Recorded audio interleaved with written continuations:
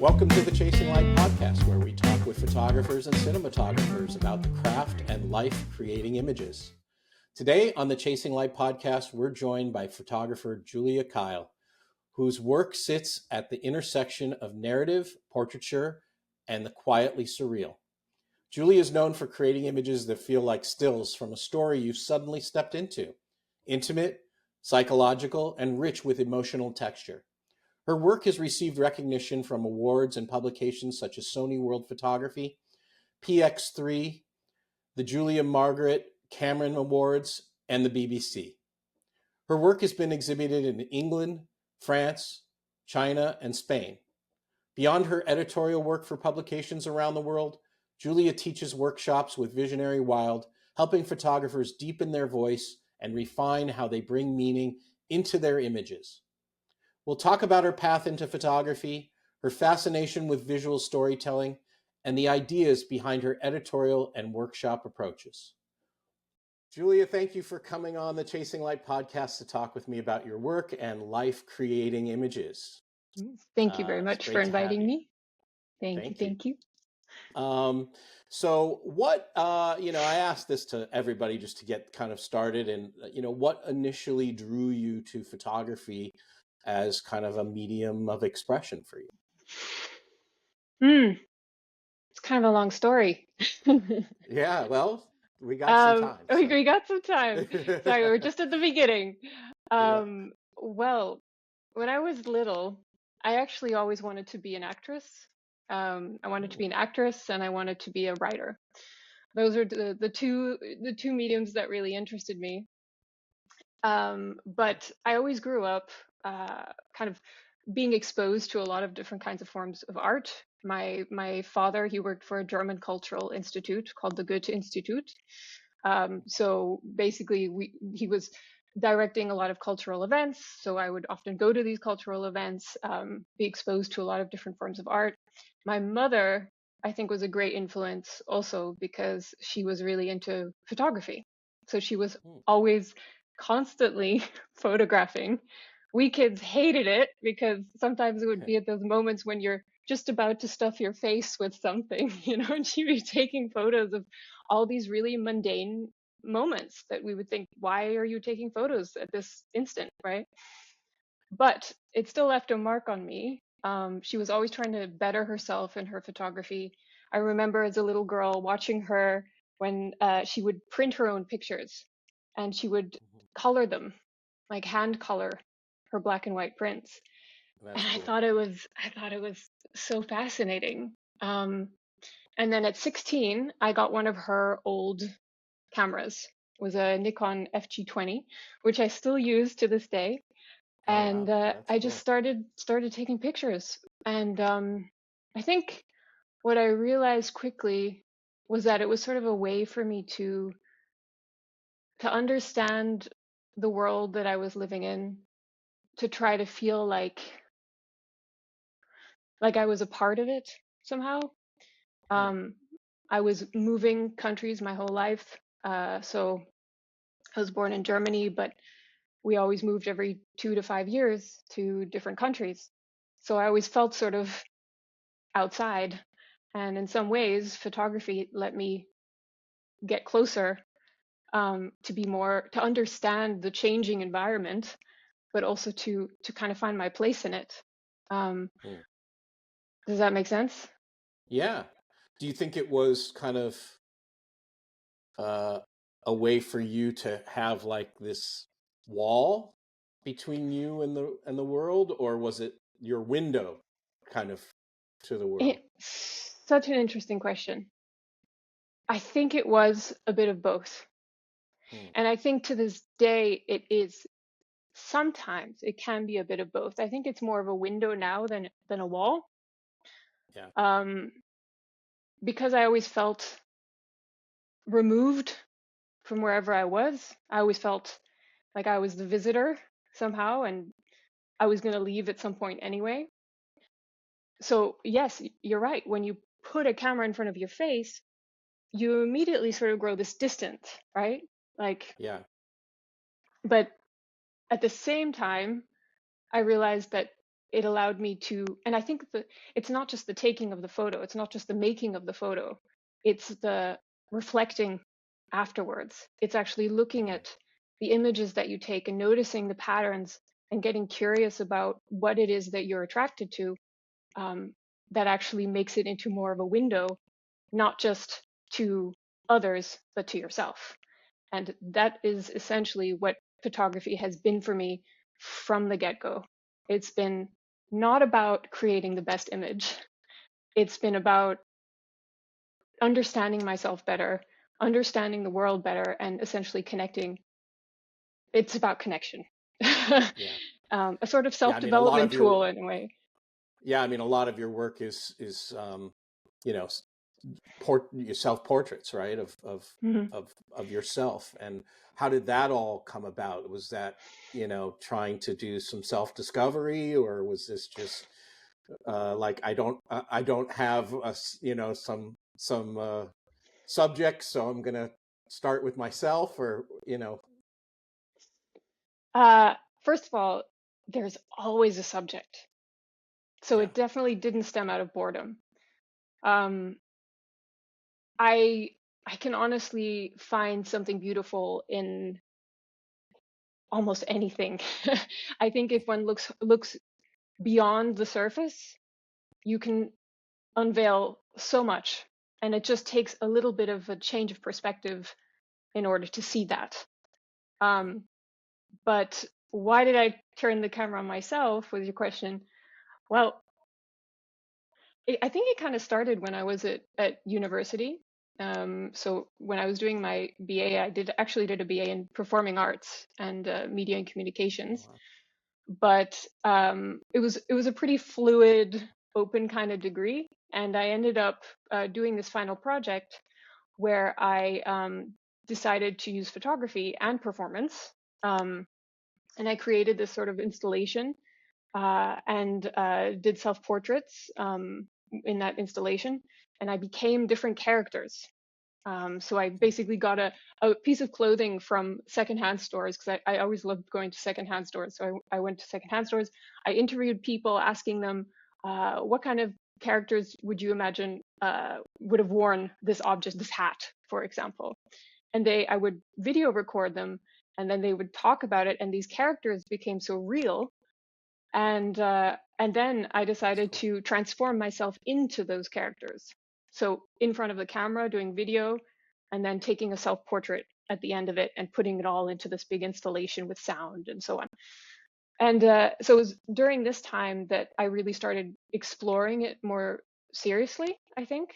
Um, and then in between, I noticed that I was often turning the camera on myself when I was feeling low, for example, Hmm. when I was in a dark place, when I felt a bit isolated, when I felt emotional, or just when I felt like there was something inside that needed to be expressed. Um, Taking a self portrait allowed me to express that and allowed me to release it also. And Yeah. afterwards, I always felt better. So it was, again, it was not about just looking pretty. It's not a Yeah. selfie. It's quite the Yeah. contrary. That's always an interesting question too, like the difference between a selfie and a self-portrait, right?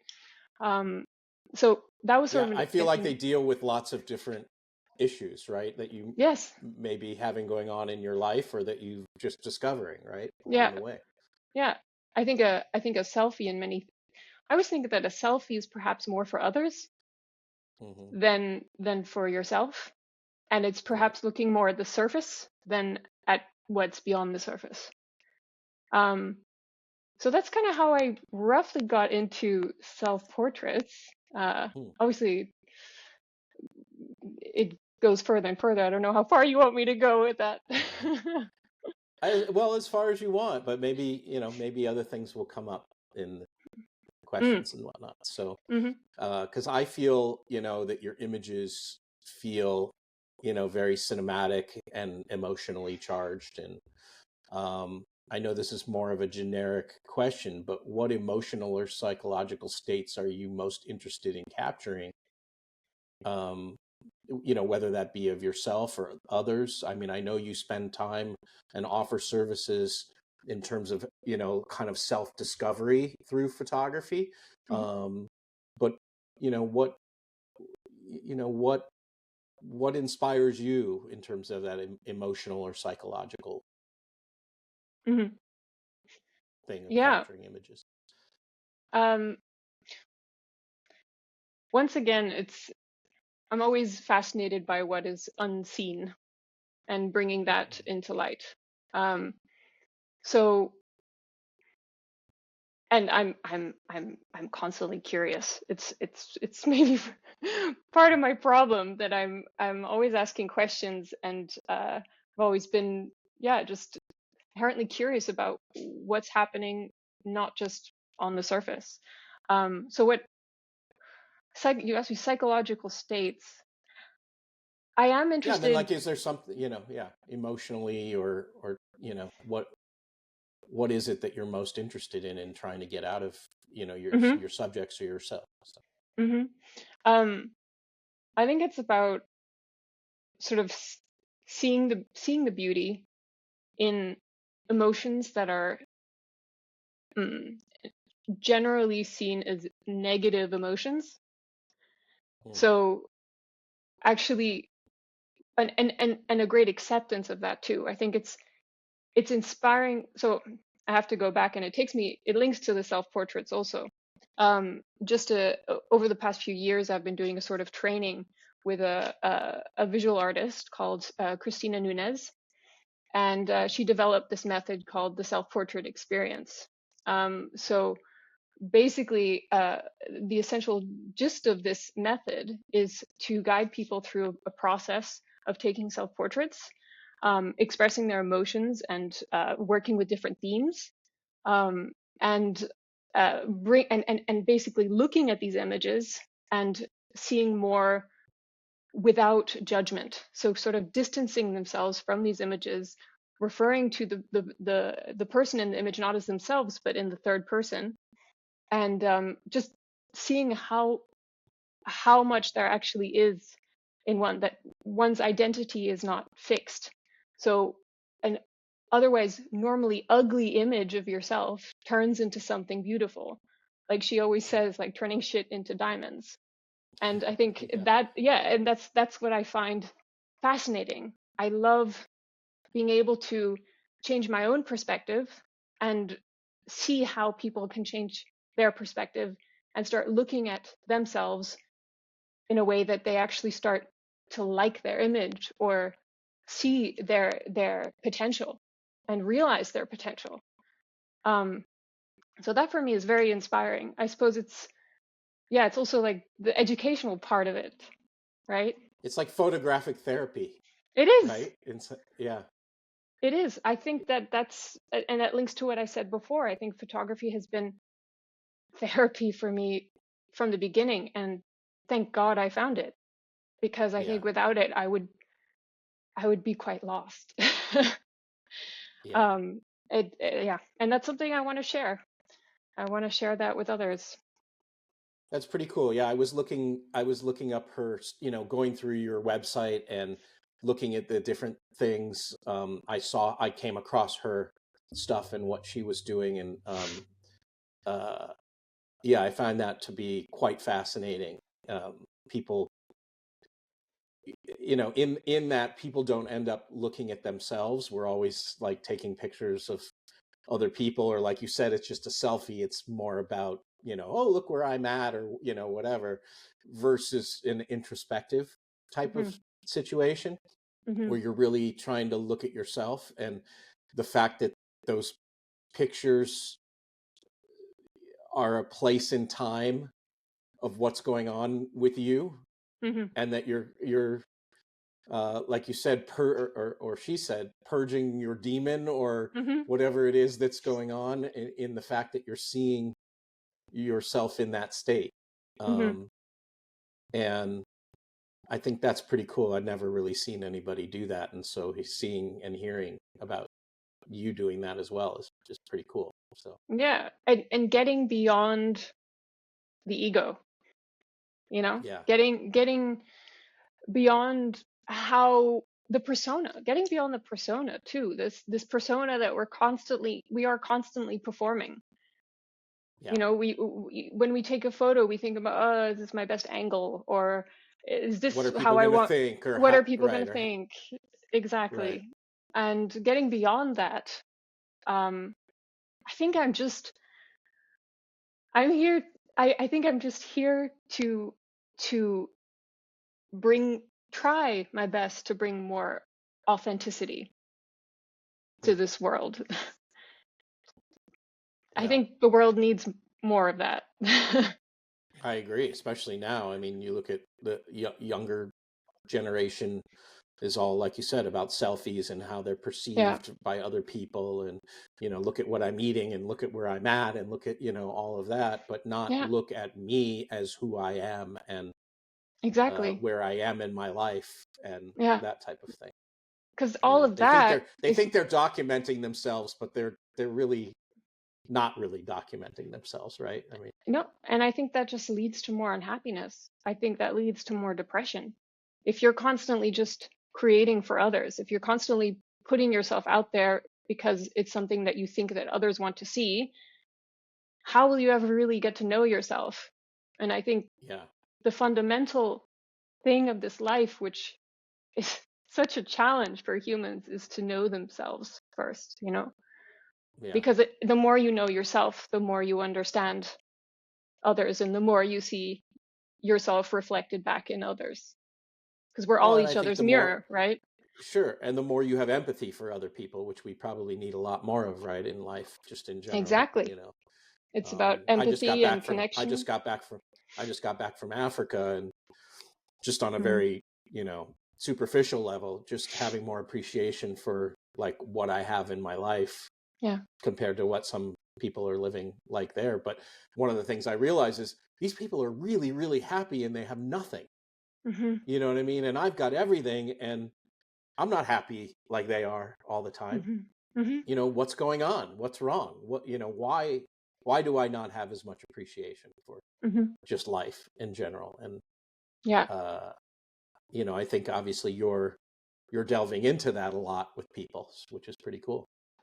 And you just touched on something else, which I think is very important, which is, and what I think photography can help with, it's becoming more present, becoming Hmm. more present with what is, becoming more present with where you are, what's happening in your environment, and being grateful for that. I think the key to so much is to be more mindful, to be more present, and to be curious. You know, to be curious Yeah, about, just like we said in the beginning, just the everyday objects. Taking a moment to just honor honor this glass right here, and just yeah, photographing it from a new way, or getting closer. It's like you're in relationship constantly with everything that's around you, and if you realize that, then you become more present, and you essentially, I don't know, I feel, live a more joyful life. yeah, yeah. I tend to, I'm a landscape and I guess travel photographer, but it's always hard for me to push myself to look at things that are more mundane, because I'm always like, oh, what's that big, what's the big landscape, or what's the Hmm. animal I need to get, or the, whatever it might be. And you lose sight of some of the simpler things that are right there, at your feet or right in front of you, right? Hmm. So Hmm. Yeah. that's a hard skill to Yeah. develop. Yeah. Um, um, do you think your work leans more towards storytelling or like or atmosphere, and how conscious is that balance during when you're photographing stuff? I mean, obviously storytelling is a big one. You're trying to tell a story in whatever photograph you're taking, but do you think about the atmosphere that it's in while you're photographing it, or does that not really matter because it's whatever is right there in that raw state? Mm. So depends on what you mean by atmosphere. Um, Well, your but self-portraits, right? I mean, in some of them, you're setting them up, right? mhm, And, based on what you have conceptually. yeah, But obviously not all of them are set up. Not everything is set up that you mhm, photograph. mhm, mhm, So, um, I guess, there's probably two sides to that. One is your portraiture work, and one is maybe more editorial work where it's not as set up. So, yeah, yeah. And I enjoy both. I yeah. I honestly, I think storytelling and atmosphere, I mean, they both go hand in hand. If you're telling a story, there's a certain atmosphere in that story too, right? Yeah. Um, but you're right. When it comes to a lot of my self-portrait work, especially when I'm working with a sort of concept, some of the work I've done have been very much about storytelling and very much about atmosphere. I mean, I'm Mhm. creating the set, everything on my own. I put my costume together. I do Yeah. the research of how I want this atmosphere, how I want the end product to look. So there's a whole big process behind it. It's what lighting do I need to set up? Do I want a smoke machine? How do I make this Right. Right. happen? But all that atmosphere is again hand in hand with telling the story that I want to tell. Sometimes it's maybe sometimes it's hmm interesting because I'm wondering if there's an image that is just about atmosphere, but I feel like no matter what you put an image in front of someone else, it's going to tell a story because again it's about perception.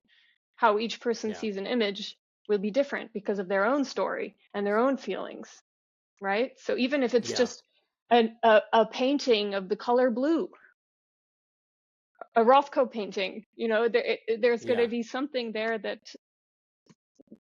ignites in someone's brain and tells some kind of a story or emotes some kind of a feeling, but that feeling is linked to a story too, right?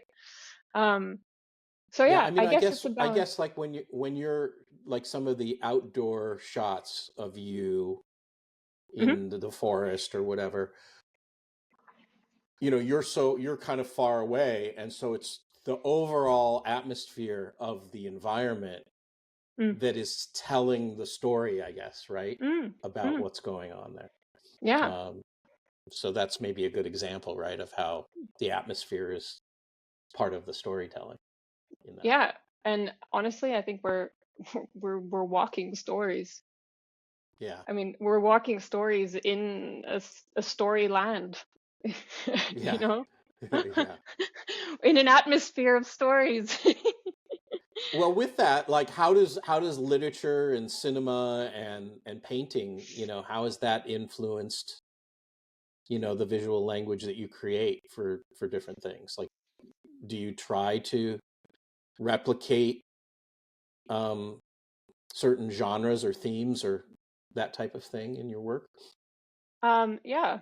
I mean, in the project that I did during COVID and during the worldwide lockdown, I was definitely very, very influenced by all different forms of of art, of movies, of music, of disco, of like all sorts. A Blade Runner, looking at this more dystopian science fiction world, which I felt like we were also experiencing. Um, Yeah. and I think often I'll, I'll watch a movie and I will see a certain still in that movie and I'll screenshot it or quickly take a picture, just for my reference because the, I tend to try to follow. I try to follow the spark. So when I see something and it ignites something in me and I think, ooh, this is kind of exciting, I'll capture that image and then maybe at some point it'll come together and it'll influence something that I create later. Yeah. Um, like for example, right now I'm I'm kind of looking into creating. Well, I'm already creating a sort of a new body of work, which I haven't really shared yet, but it's a project I really want to deepen in on, and it's all about hotels. Oh, And cool. so I've been just, watching different movies all set in hotels from all over the world. And so just taking a lot of stills from that and trying to build concepts around that, and yeah, just following my curiosity again. So yeah, I think uh, paintings also have greatly influenced me. Like, for example, I don't know if you know Gerhard Richter, the No. the artist. He's a German artist who, when I was a little girl, I saw a big painting of his where he did a photorealistic painting of his daughter. And it's just his daughter was blonde and looked a lot like me actually, but she was turning away from the frame, so you don't see her face. But there's something sort of also blurred about the image, and he actually did that a lot. So he would paint these paintings, and then he had this technique. There was a documentary I watched once where he then, when the paint was still sort of, I think, fresh, he then would kind of scratch over it to create this Mm, sort of like blur that's across cool. this photorealistic image.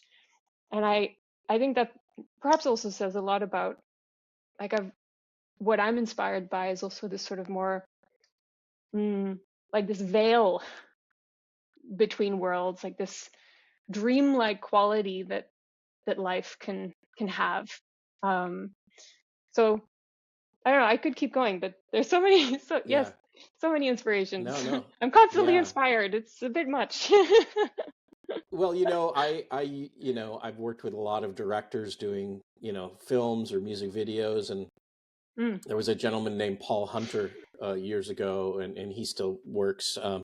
And, sort of before computers, he would literally rip stuff out of magazines and, brochures and stuff like that and pin them up on the board to get his kind of like reference and styles about how he would shoot a particular shot, not only to convey that to the client but also just for himself and showing that to the team.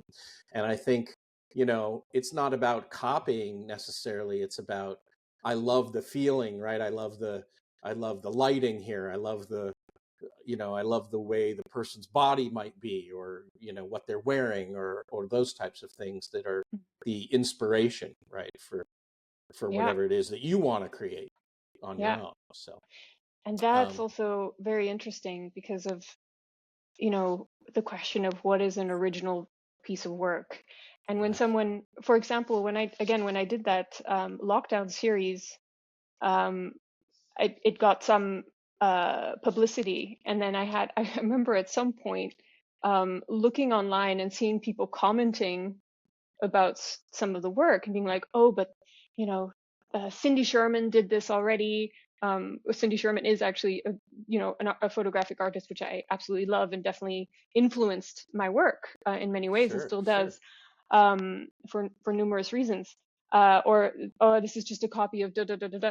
And I thought, okay, first I thought, how do I take this? Do I feel bad about it? And then I thought, I know, actually, if they're talking about it, first of all, that's probably a good thing, right? If someone's yeah, talking about absolutely, your work. But the flip side is the question of, well, when is anything really, you know, just what does original mean? Because everyone is influenced by something. Like you said, you absolutely, had different directors carrying out images from magazines of other people's work, and we're constantly recycling. But that's part of nature too. Nature yeah, constantly is, you know, birthing and dying and then rebirthing again from the same soil, so yeah. That's actually a big discussion in my world in terms of the AI stuff that's been right. going on. We don't have to get into that, but I'm just saying, like, that's it's that question of, is it basically the same thing that humans are doing generally, which is looking at other people's stuff and trying to, recreate it, but with their own version of it. Is that what's happening digitally or not? Mm-hmm. It's it's a big discussion and issue. But um, so when you're crafting, a concept heavy image, what usually comes first for you? Is it an idea of what you want? Is it that visual reference, or is it a feeling basically that you're feeling inside that you want to try to convey? And then how do I do that the best? Again, it varies. Yeah, I'm Some sure. some sometimes it happens slowly, and at some point it comes together.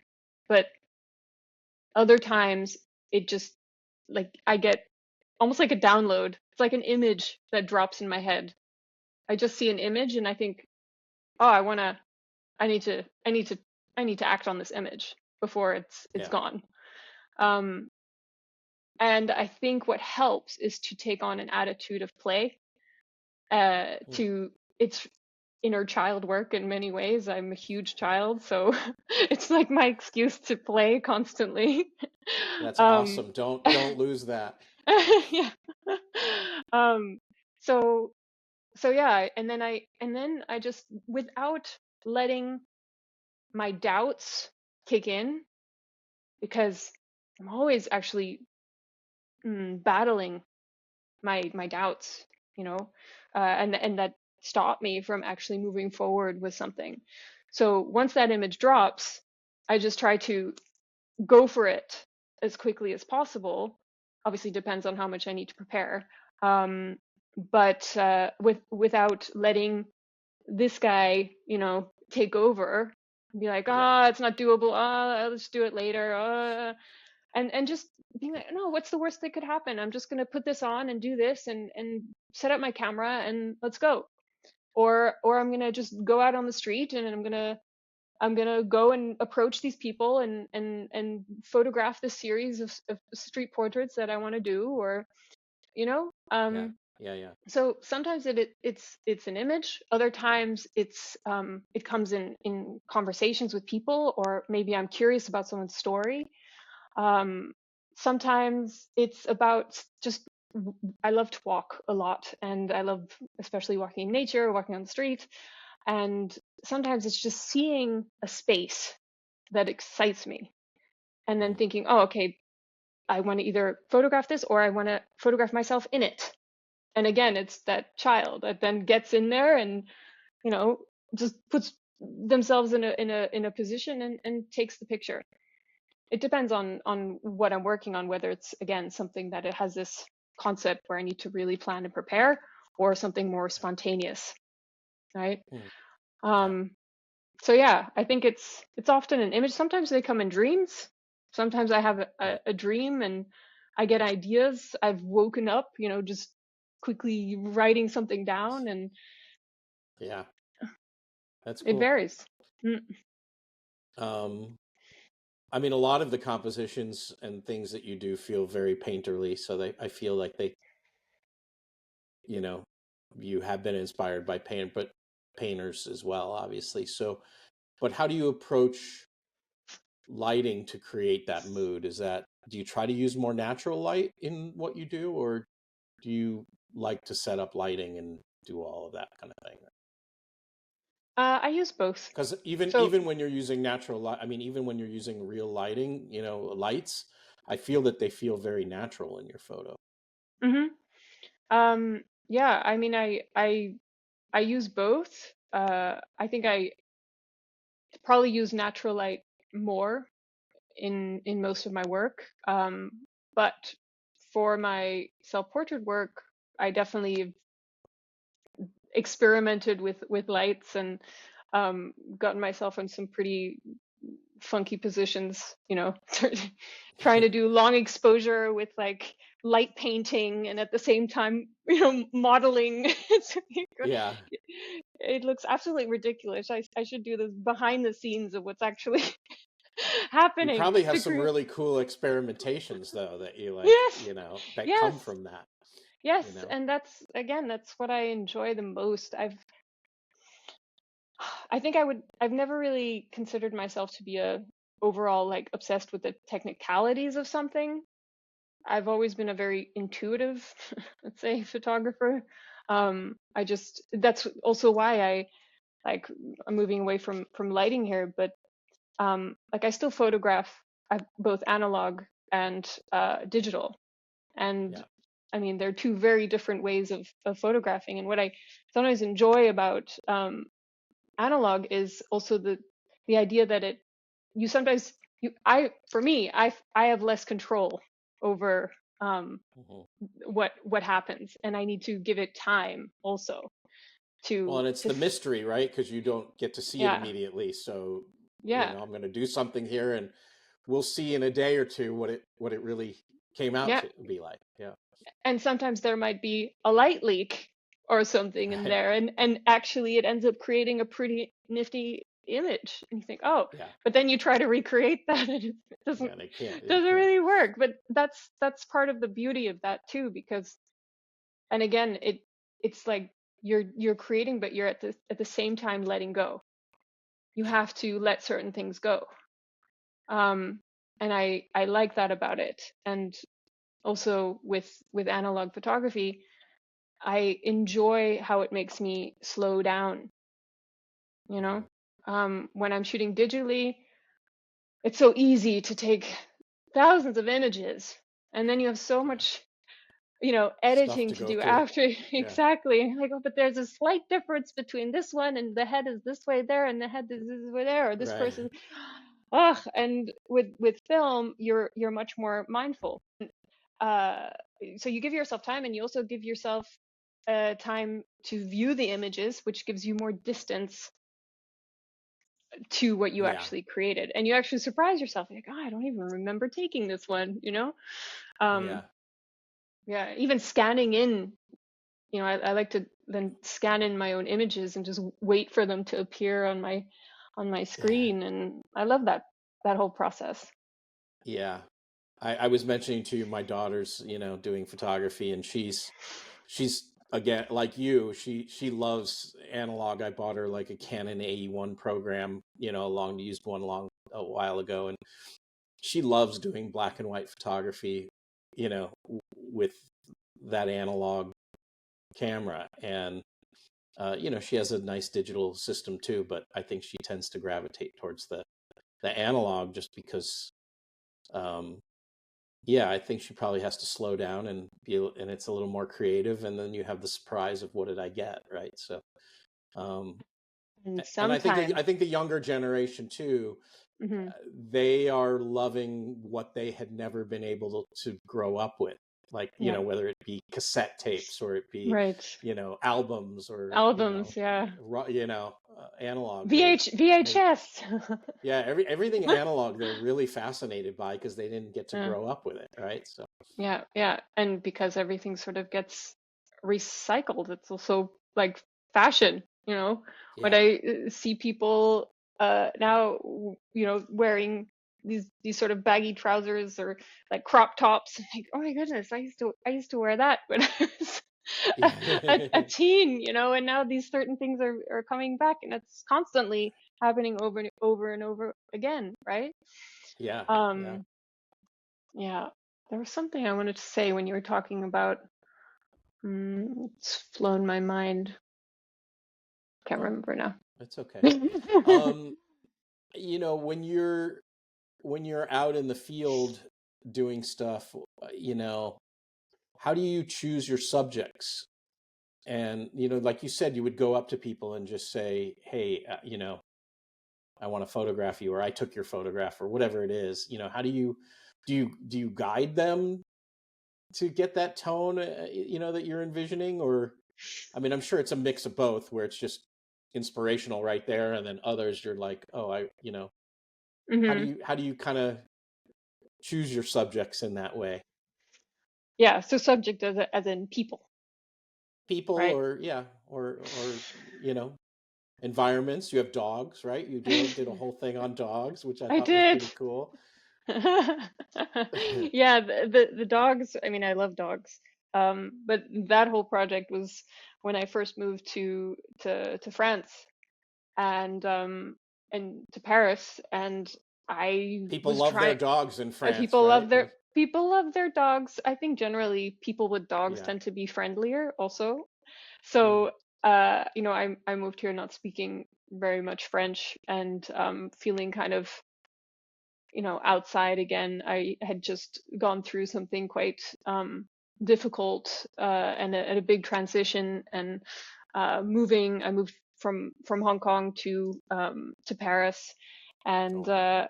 yeah, and was going through a big change. I was really trying to launch this freelance career more in photography, and then not speaking the language, and I didn't really make it easy for myself. But anyway, Yeah. so then I took to the streets, and I was, photographing dogs, getting to their level, flashing dogs, let's say, with flash, and it was a fun project, and it got me sort of closer to people, and talking to people a little bit, because again, like I said, people with dogs tend to be a little bit more open.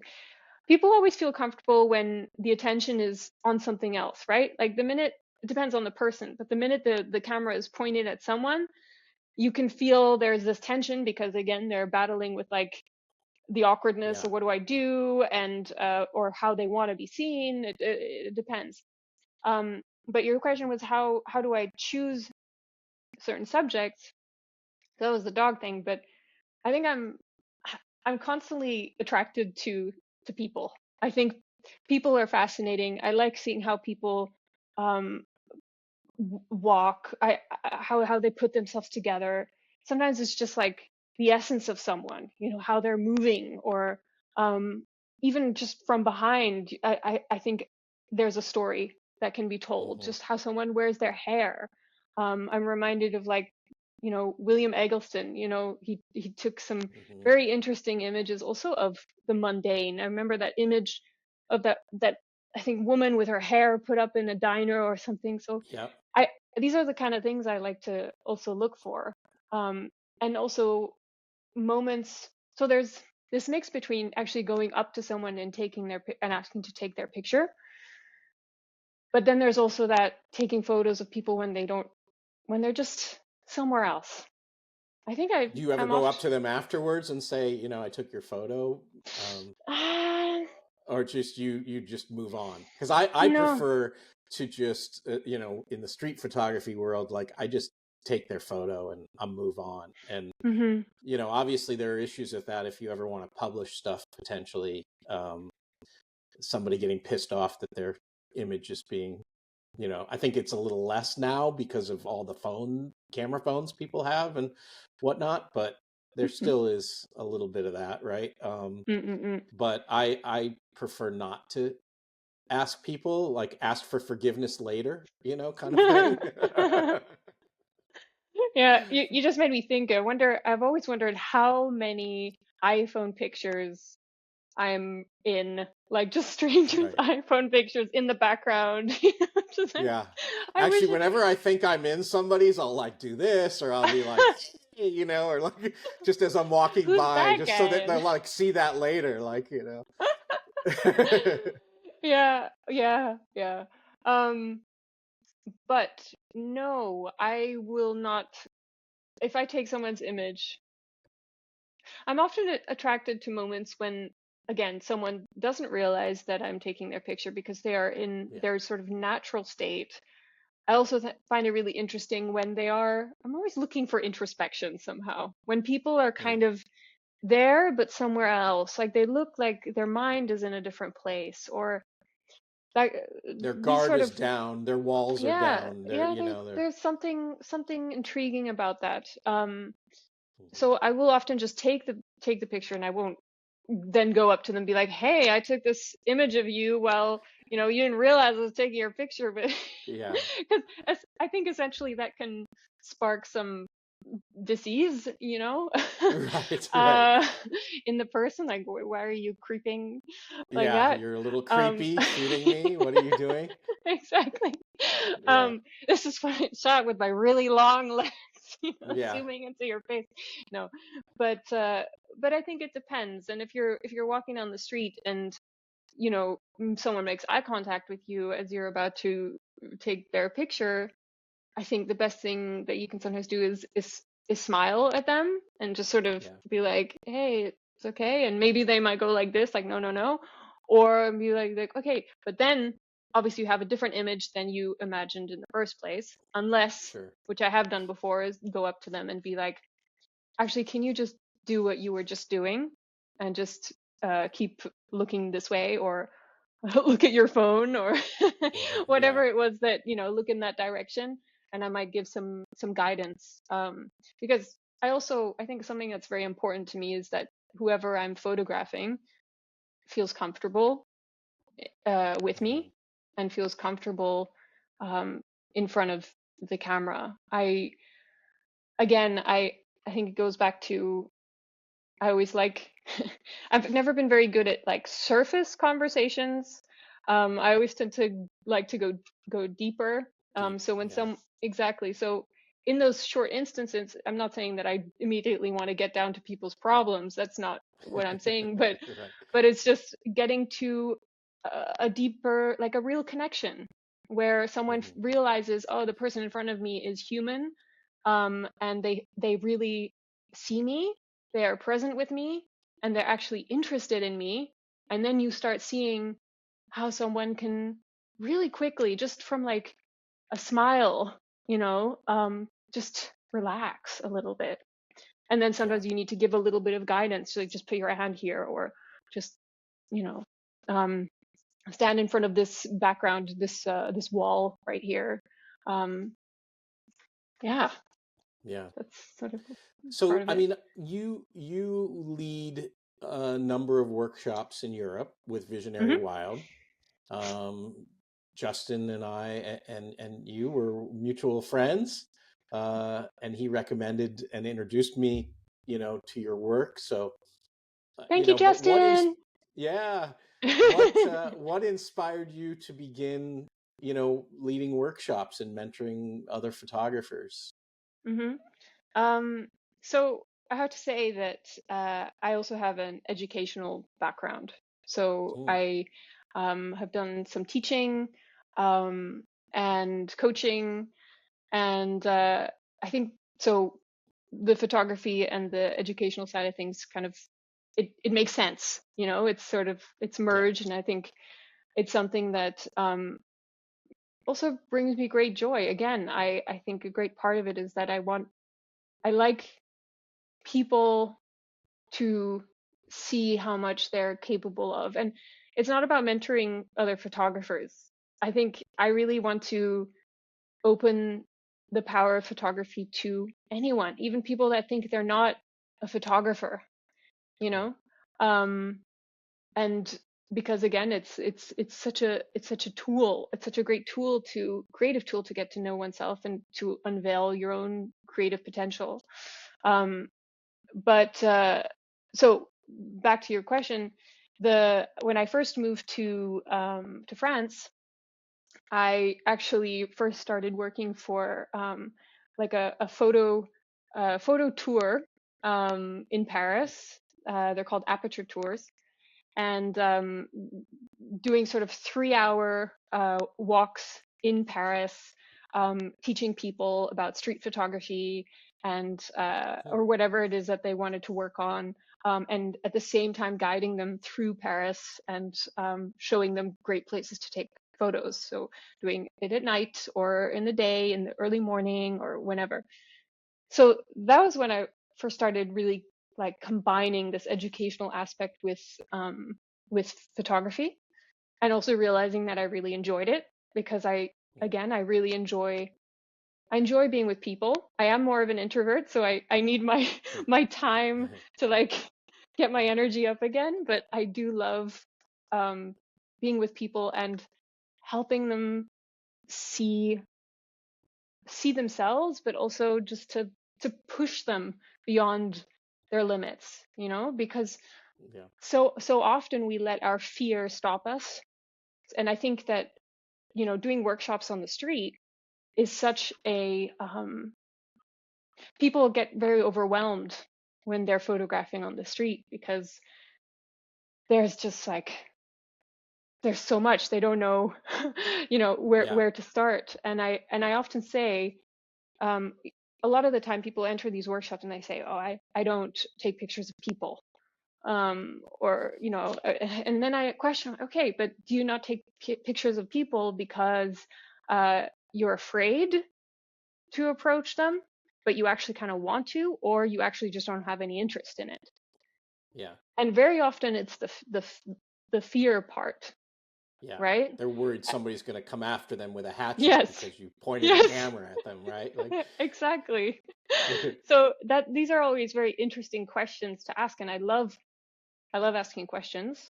Um, and because I think most often than not, we have the answers within us, mhm. rather than someone else telling us, you know? So that's why Yeah. I think that there's so much power in asking questions. So asking these sort of questions, okay, but is that your fear speaking? And then when it's yes, then okay, well, maybe during this time, try to like notice that fear. And next time, just go up to someone and be like, hi, can I take your Yeah. picture, please? You Your know? job this week is to conquer your fear of that, right? Like, Exactly. yeah. It's not even just like, conquer your fear, but just taking a little step towards it, Yeah. even if it's the smallest way, because sometimes when we make it into this big thing, we don't do it. It becomes too daunting. But when it's a little thing like, oh, I'm just gonna shoot from the hip and take some pictures of people as they're passing by, or I don't know, whatever way it is, it depends on the person. But Yeah. I really enjoy that process. And then when someone joins a workshop and how they are in the beginning, and then at the end, they've taken images of people, and they've taken some great images of people, or they're like, oh, Yeah. I love when they say at the end, I'm going to continue doing this. I'm going to try doing this at home. And that's Yeah. something I love too, because we don't need to travel far to take Yeah. photos. You can just step outside. You can photograph in your home, and get some interesting Sure. images. Yeah. And when you can learn something, sometimes it takes you going on an experience, going on a workshop in order to realize that to realize this, because we learn by doing, we learn by experience. And that's Yeah. I love creating experiences for people to realize what is possible, you I mean, know? are there specific exercises or things that you try to do on those workshops to try to push people to, I mean, obviously it depends on what their issue is, but are there, like, when you guys sit down for the first time, because I've never done a workshop, it's always been, landscape workshop or I've never really done a workshop where you're in a city and the goals are to not just shoot some monument or whatever, but to actually do more editorial type of photography, or including people and stuff like that in your photography. I mean, I do that just generally, but not as a workshop. So, like, how do you sit and talk to people, or when you first sit down, in terms of giving them an exercise, or making them aware of, like, what they should be looking for, or that type of thing? I think a few things. One thing is that I sometimes suggest to work on a theme. Hmm. So uh, maybe it's down to you give yourself a few days to just photograph. And then when you're looking at your images, maybe you already start noticing a pattern.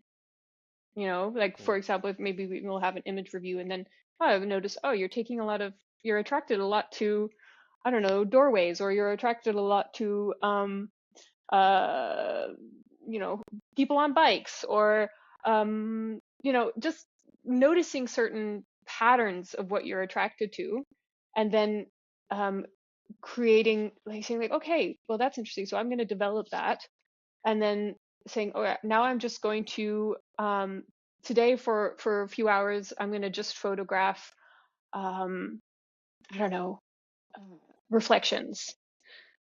Yeah, I'm just going to photograph Yeah. reflections. I'm going to get creative with how I approach reflections.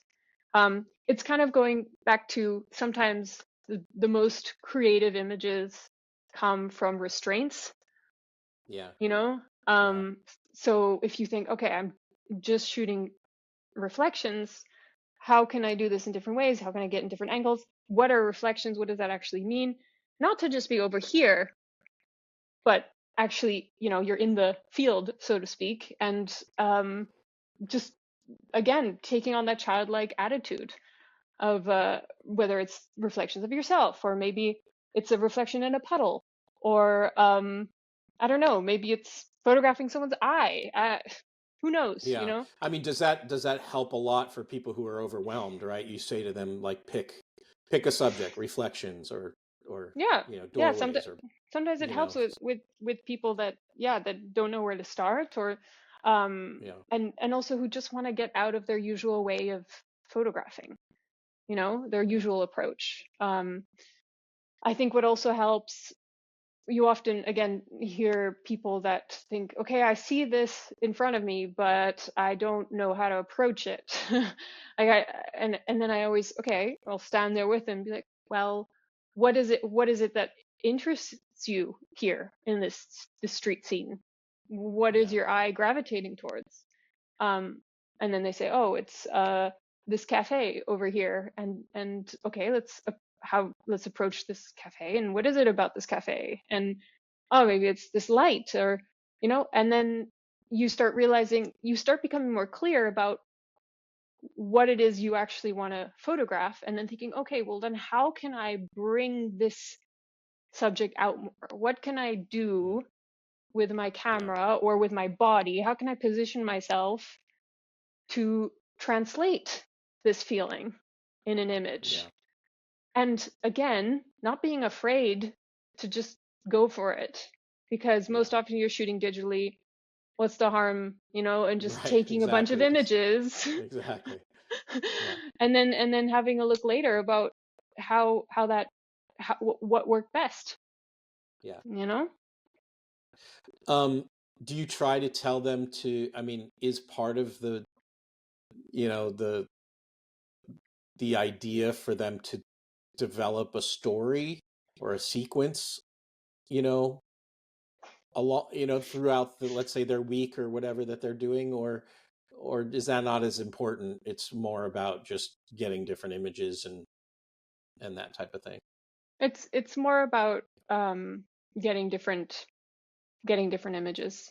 Yeah. It's not so much about the storytelling. Although I also have done, and is something that I want to do more of down the line, when it comes to this self-portrait method that I mentioned. So I Yeah. have guided some workshops based on the self-portrait method, trying to get people to do certain exercises, self-portrait exercises. I've done it online. I've also done it in person, and we work together for a period of time, and then at the end, people create a book. Hmm. So they create a book of their own story. So with all the images that they've taken, self-portraits. And by the way, when I say self-portraits, it's not just portraits of you yourself in the image. You don't have to be in your image in order to for it to be a self-portrait, Right. It because can be a reflection of you, right? In some way, some object or something, right? it can, honestly, I think almost anything that you take a photo of is a self-portrait, because it's Sure. you who are taking the picture. It can reveal something about your way of seeing, your way of being, um, just by what you're attracted to. And Sure. so what they create at the end is this book that has a series of self-portraits telling their story, their Right. autobiographical story, for example, or whatever way they want to take it.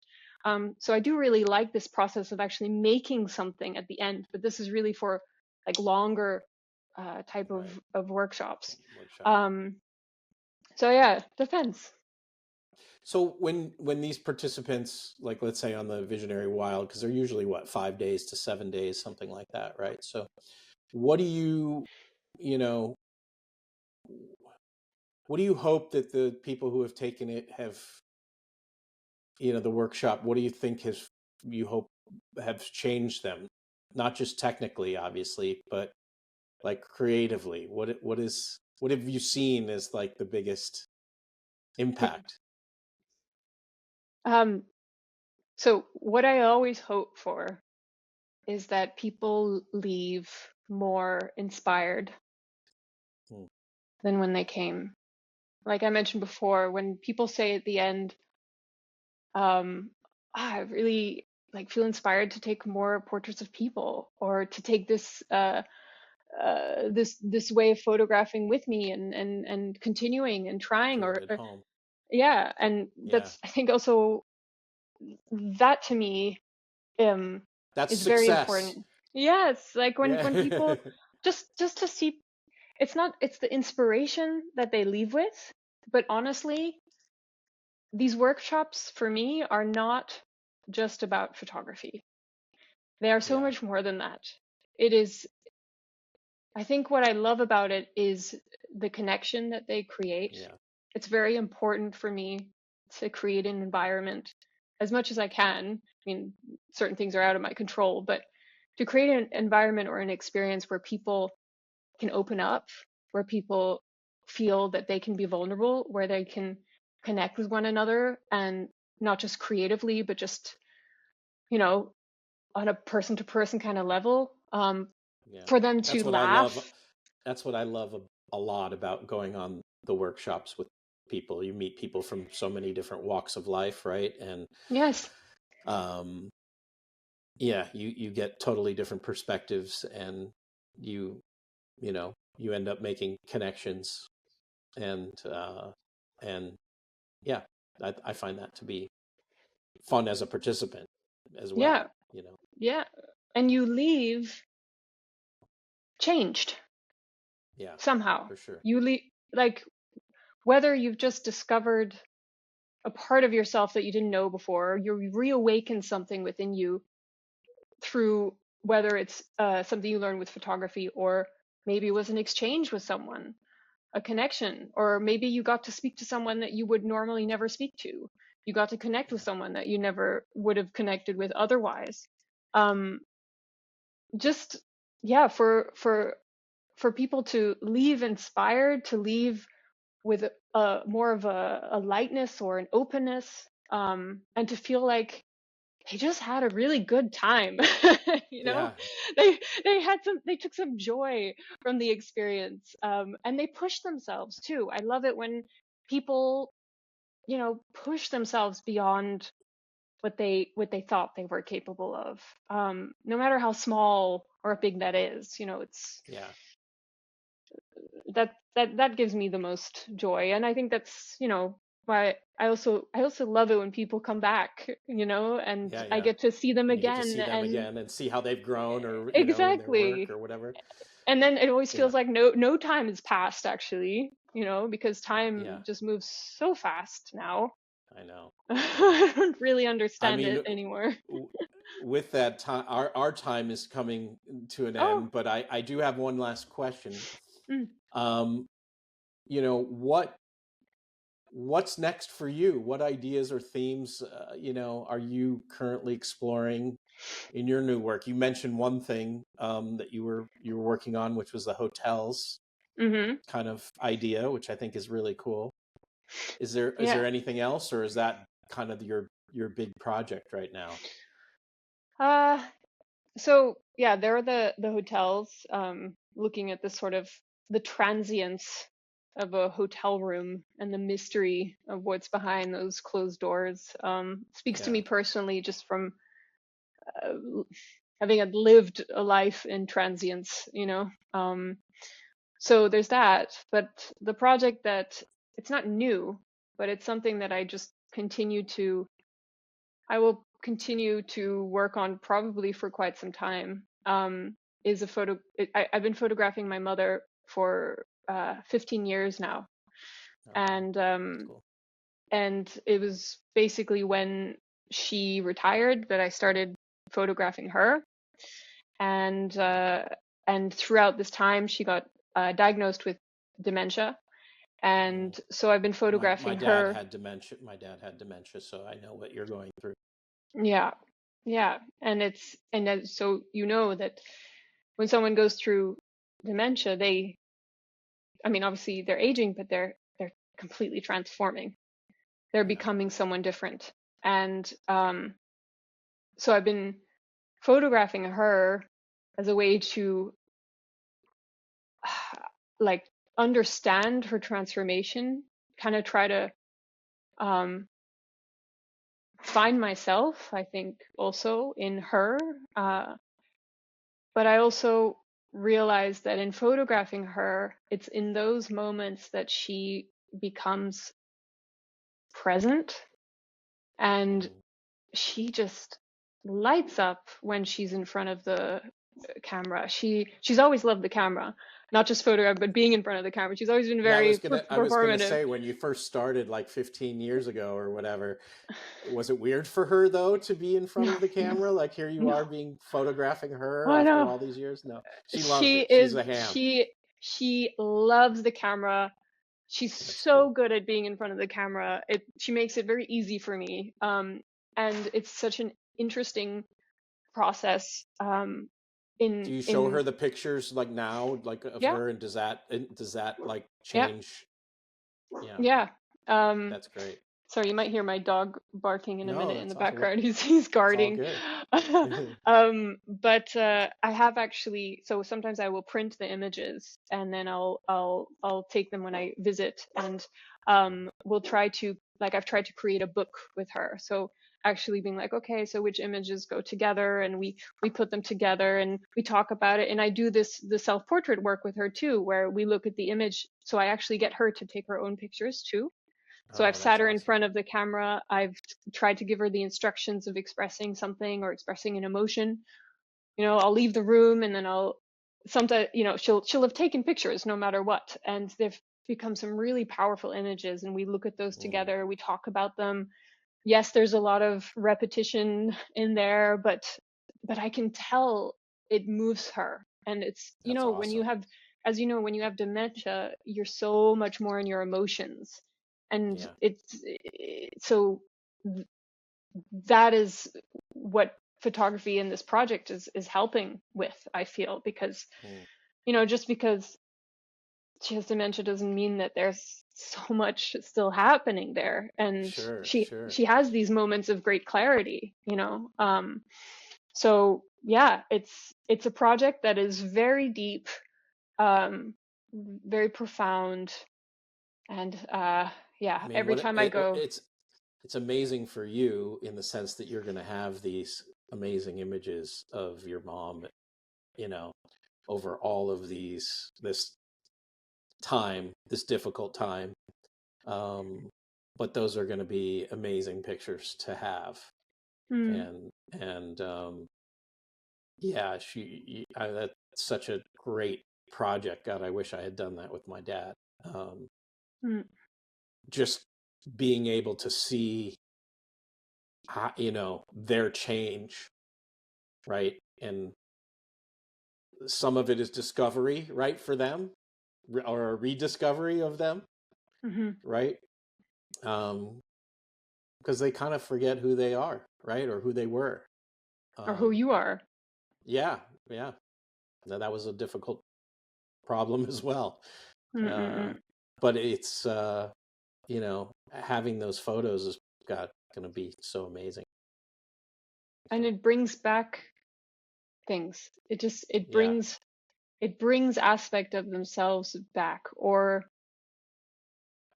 you again, it's again such a process of letting go also of who they were, Mhm. Yeah. not trying to make them something that they can't be anymore, and being okay with that. And also letting a lot of things go. And it's a process of forgiveness too. There's so many things that I Hmm. wish I could speak about with my mom, or confront her with in some ways. um Sure. but I've realized that it doesn't make any sense anymore. and Right.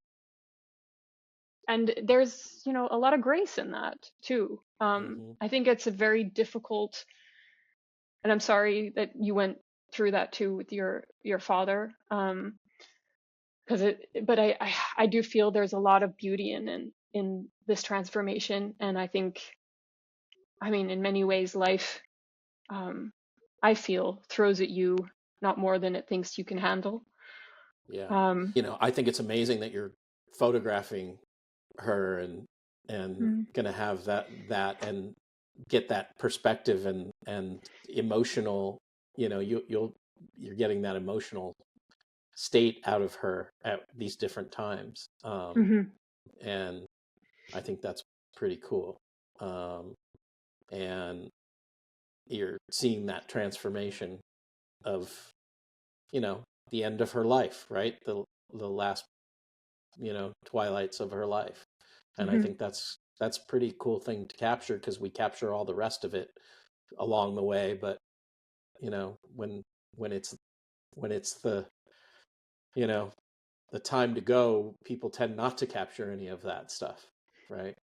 So Yeah, and it's kind of again, just by you saying that to me, I'm realizing this on a deeper level that I started this talk with you, sharing how my mom inspired me in many ways to pick up yes, photography, and that she was almost obsessively like taking photos of us, and since I was born. Yeah, I've been in front of her lens for so yeah, long, and at some point, this is reversed. I mean, she's still taking constantly on her phone like the same image over and over again, which is really interesting in itself. Like the images that she takes could, I would sure. love to incorporate that into this project somehow. But anyway, but now I'm photographing her at the end of her life, and I she's think that's becoming going to be this an child. amazing. I mean, hopefully one day you get to exhibit that or do something with that, Yeah. because I think that could be an amazing exhibit for people to see. Hmm. Yeah. Emotionally raw exhibit. Yeah. So It feels like such a big body of work, so sure, we'll sure. see. All right, so I have one last question, Oh, and that yes. is, uh, what question do you wish people would ask you about your work but rarely do? Yeah, that's a hmm. It's This is a loaded. very good, it's a very loaded and very, very, very interesting question. And honestly, it's a hard one to answer. Yeah. I mean, could you answer this question? Um, Is there a question that I mean, I you guess don't want I mean, I guess the question for me, if people were asking me, it might be why do you photograph landscapes? to? What is it about landscapes that makes, and for me it's just, I've grown up in a city my entire life, and so to be out in the middle of nature and all of that, it's soothing, calming, relaxing, Hmm. something I don't have in my just general day-to-day life in that regard. So I feel kind of, I guess, going back to Mother Earth, you know. Yeah. So, nobody's interviewing me and asking me questions, but I was asking you, like, what. That's why I wanted to flip it on you because Yeah, no, I I'm know, but curious. yeah. um, well, I would say that question that comes to mind, and that's also uh, sort of sparked by your answer, um, is how does photography help you find your way back home? Hmm. Um, you mentioned Mother Earth, being more connected to this planet, to this very precious and very beautiful planet that we all share. Um, the concept of home is a loaded one for me too, because as I mentioned, I never really felt home anywhere outside Yeah. of myself. I always struggled to answer this question, and through photography and through the introspection that came with it, I'm constantly finding myself and finding my connection to our planet, to others. And I'm realizing more and more that I am at home, and I'm at home within myself. I'm home. I can be home no matter where because I'm on this. I'm blessed to have a life. I'm blessed to be on this earth and be sitting here in front of this screen and getting interviewed by you and getting asked questions that I've never been asked before. Um and this is also thanks to photography, that has connected us. And yeah, so I think maybe that's a question. Yeah.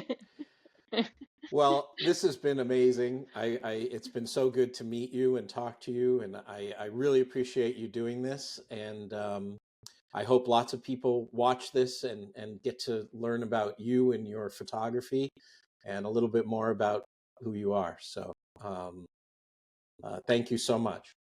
Thank you. And I hope people, yeah, you know, get to know you more. And thank you for creating this. Everything sparks with an idea, and it's a really beautiful thing that you're making. So Thank you. thank you for inviting me.